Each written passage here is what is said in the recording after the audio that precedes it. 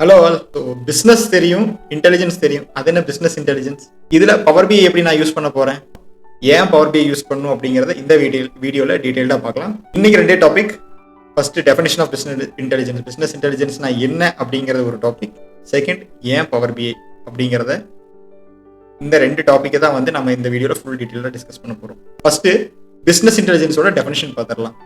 என்ன சொல்கிறாங்கன்னா, business intelligence is a technology driven process for analyzing the data and create visualizations, BI dashboards and reports that helps executives, managers and workers to manage their strategic plan and also business decisions.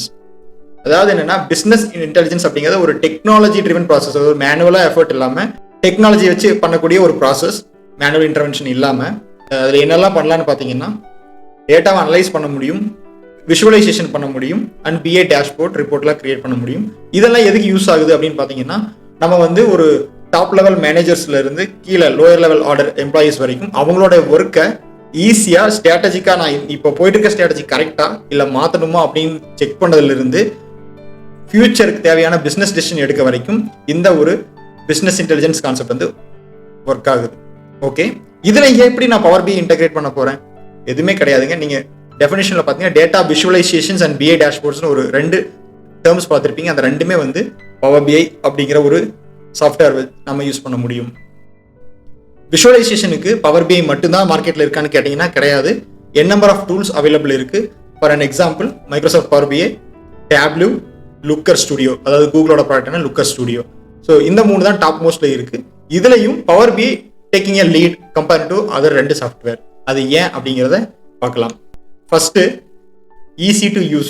So என்னதான் நம்ம application வந்து ஒரு மார்க்கெட்ல top மோஸ்ட்ல இருந்தாலும் அது user ஃப்ரெண்ட்லியா இல்லைன்னா அந்த சாஃப்ட்வேர் யாருமே விரும்ப மாட்டாங்க. அந்த வகையில் பவர் பிஐ வந்து யூசருக்கு ரொம்பவே ஃப்ரெண்ட்லியா இருக்கிறதுனால தான் வந்து இன்னமும் மார்க்கெட் லீடரா இருந்துட்டு இருக்கு. Second reason, time sizing models. அதாவது மற்ற சாஃப்ட்வேர்ஸை கம்பேர் பண்றப்போ நம்ம பவர் பிஐ யூஸ் பண்ணி சீக்கிரமாகவே எஃபிஷியண்டாக நம்மளால ஒரு டேஷ்போர்ட் கிரியேட் பண்ணிக்க முடியும். ஆல்ரெடி நம்ம கிரியேட் பண்ண டேஷ்போர்ட்ஸோட டெம்ப்ளேட்ஸ் வேணும்னாலும் மைக்ரோசாஃப்ட் ஃபேப்ரிக் கம்யூனிட்டி அப்படிங்கிற ஒரு பேஜ்ல இருந்து நமக்கு தேவையான டெம்ப்ளேட்டோட மாடல்ஸ் நம்ம எடுத்து யூஸ் பண்ணிக்க முடியும்.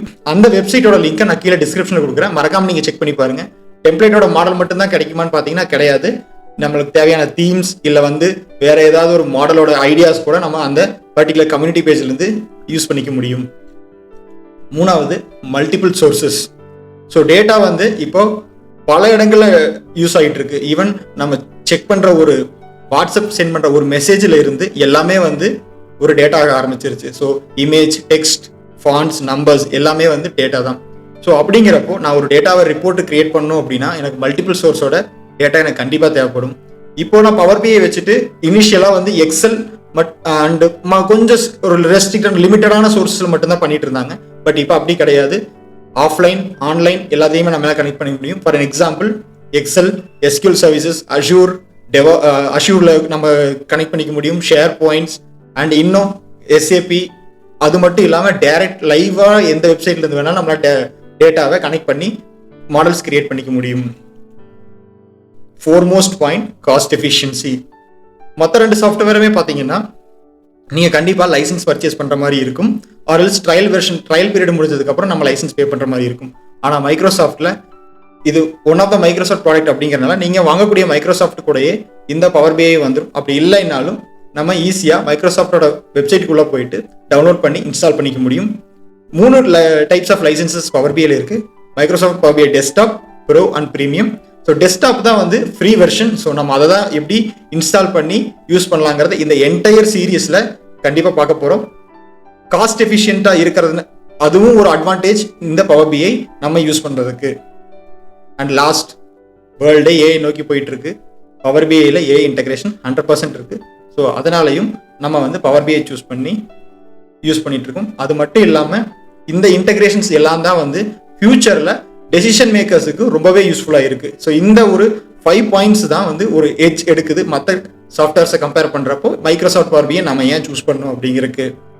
ஸோ இவ்வளோ எக்ஸைட்டான, இவ்வளோ யூஸ்ஃபுல்லாக இருக்கக்கூடிய பவர் பிஐயை நம்ம எப்படி இன்ஸ்டால் பண்ணலாம் அப்படிங்கிறத நெக்ஸ்ட் வீடியோவில் பார்க்கலாம். அது வரைக்கும் நம்ம சேனலில் தொடர்ந்து பார்த்துக்கிட்டு வாங்க. Thank you. Have a great day.